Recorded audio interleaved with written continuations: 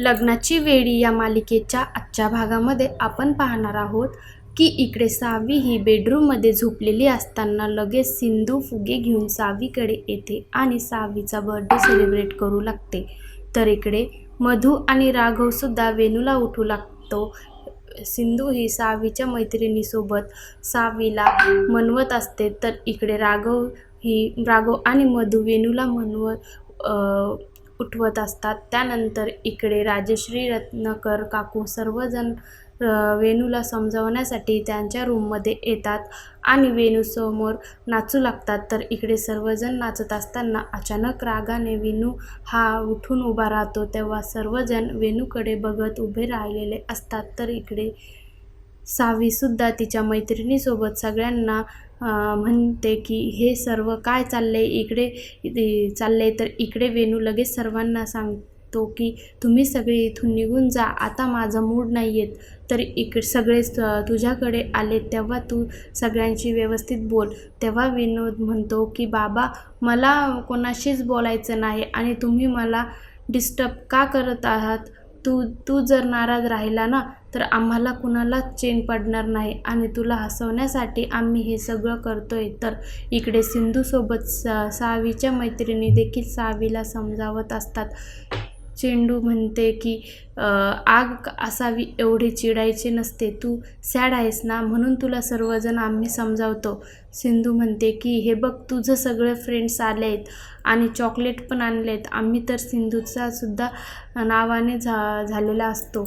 आणि सिंधू सावीच्या मैत्रिणीला म्हणते की मॅडम काही ऐकण्याच्या मनस्थितीत दिसत नाही आहे आता. त्यानंतर सिंधू ही सर्वांना कॅडबरी चॉकलेट देते. तेव्हा सर्व माहिती मैत्रिणीसुद्धा होतात. तर इकडे राघवनी विनूच्या गाडीतून जात असताना सावी कशी पळत आली आणि विनू थांब अशी कशी हाका मारत होतीस, हे सर्व आता सिंधू आणि सावीच्या डोळ्यासमोर येत आणि त्यामुळे सावी ही रुसलेली असते. तेव्हा इकडे सिंधू सर्वांना दररोज व्यवस्थित अभ्यास करण्यासाठी सांगत असते आणि म्हणतो की विनू, तू सांग बरं आता मी तुझ्यासाठी काय करू, कोणती गोष्ट आणि तुझ्यासाठी की जेणेकरून तू आनंदी राहशील. तर विनू म्हणतो की मला काहीच नको, मला फक्त आता झोपायचे. तेव्हा राजश्री ही राघवला समजावते. तर राजश्री विनूला म्हणते की विनू, तू बाबांवर रागवलास ना, आम्ही तुझ्यासोबत चांगलं वागतोय तेव्हा तू वरती नाही ना रागवला. तर विनू म्हणतो हो. तेव्हा मग राजश्री म्हणतो की आजीला सांग बरं तुला काय हवंय आणि काय झालंय येईल. तर विनू म्हणतो की मला काहीच नको आणि कोणाशीच नाही बोलायचं. नंतर विनू राजश्रीला म्हणतो की मला डॉक्टर काकू आणि सावीशी बोलायचं, तू मला फोन लावून देशील का त्यांना किंवा मला घेऊन जाशील का त्यांच्याकडे येईल. इकडे आता सिंधू देखील सावीला समजावते लागते आणि म्हणते सावी नको चिडू, नको तू तेवढा साधू. सिंधूला म्हणते की तू मला समजावण्यासाठी आली होतीस ना. तर सावी म्हणते मग तुम्हाला विनूकडे घेऊन चल. तेव्हा सिंधू म्हणते की सॉरी मी तुला एकदा सांगितले ना तरीसुद्धा सारखं तू ते विनूचं नाव का घेतेस. इथून पुढे त्या वेळी विनूचं नावसुद्धा काढायचे नाही असेच आता सिंधू सावीला बोलते. तेव्हा सावीदार घेऊन असावात आतमधल्या रूममध्ये निघून जाते. तर इकडे राघवसुद्धा आता विनूला म्हणतो की तुला एकदा सांगितलंय ना त्यांचे या घरात नावसुद्धा काढायचे नाही. तेव्हा सतत तू त्यांचं काय नाव घेतोस. विनोद तर रागवतो. तर तू निघून जातो. तेव्हा विनू म्हणतो बघितलंस का आजी, बाबा माझ्याशी कसं वागता येईल म्हणून मी काहीच बोलत नव्हतं आणि अगोदर ते असे नव्हते बरं का.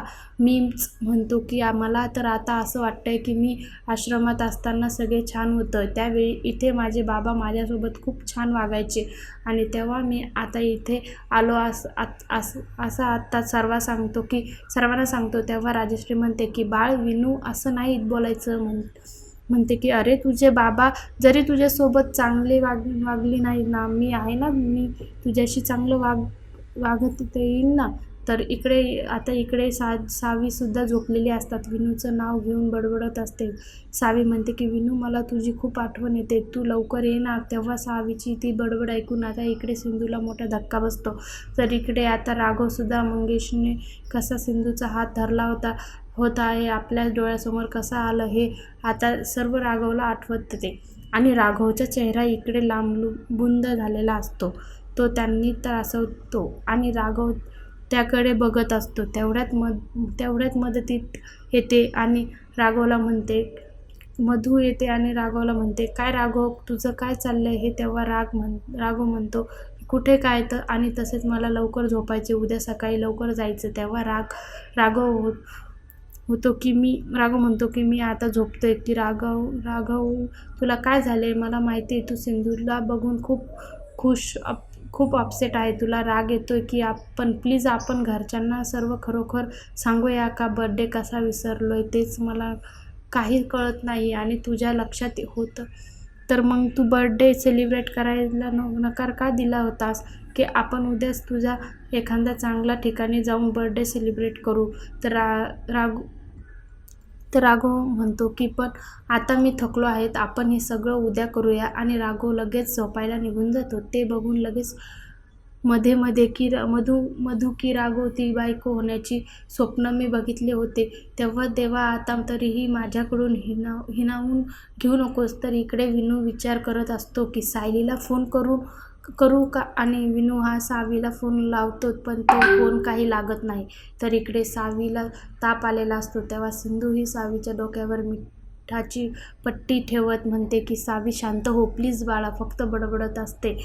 आवरून कॉटवर बसलेली असते आणि राघव पुन्हा सिंधूच्या फोटोसमोर धरतो आणि सिंधूच्या आठवणी धरून जातो. तेवढ्यात दरवाजात राघव समोर सिंधू आलेली असते. तेव्हा राघव अशी हाक मारून सिंधू की आतमध्ये ये. तेव्हा राघव उठून उभा राहतो. सिंधूचे हात धरतो आणि म्हणतो की सिंधू, तू परत आलीस, मला नाही माहीत होतं. तर हसत असते, तुमच्याशिवाय नाही राहू शकत. तेव्हा राघवला खूप आनंद होतो आणि रागापासून तुला म्हणतो की हे सर्व काय आहेत माहिती आहे का? हे आपलं प्रेम आहे. सिंधू रागवते की आपल्या प्रेमाचे आपल्याला एकत्र खेचून आणले. तेव्हा सिंधू राघवला म्हणते की कसे आहात तुम्ही? कसा असणार आहेत तुमचं?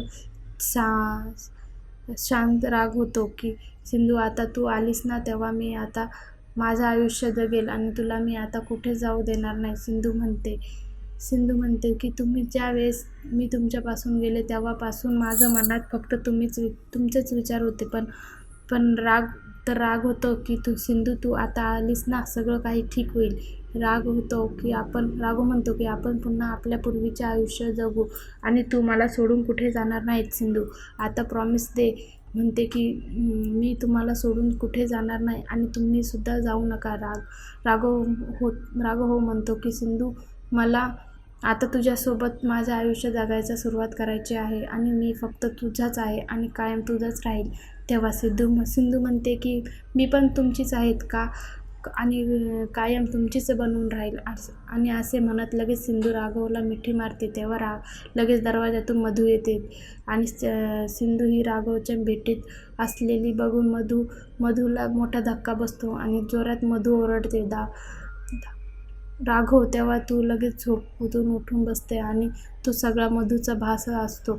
तर मग विचार करते की हे मला काय होतंय आणि सिंधू की राघवाच्या जवळ आल्यास मला भास का होतोय आणि खरंच हे असं होणार आहेत का? असे आता मधूच्या मनात विचार येत असतात. इकडे दुसऱ्या दिवशी आता मधू आणि रत्नाकर विनूला भरवत असताना तेवढ्यात